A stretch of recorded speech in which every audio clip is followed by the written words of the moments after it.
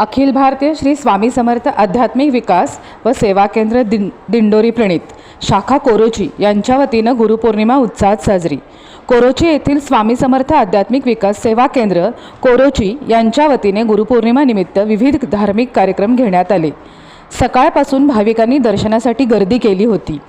सकाळी भूपाळी आरतीनंतर श्री स्वामी समर्थ महाराजांच्या मूर्तीवर अभिषेक घालून सर्व सेवेकरी व भाविकांना गुरुपद देण्याचा कार्यक्रम सुरू झाला।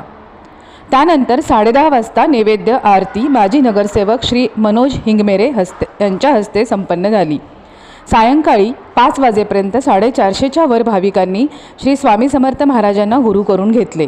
मोठ्या भक्तिभावात गुरुपौर्णिमेचा सोहळा संपन्न झाला। सोहळ्यासाठी कोरोची गावातील व परिसरातील भाविक व सेवेकरी उपस्थित होते।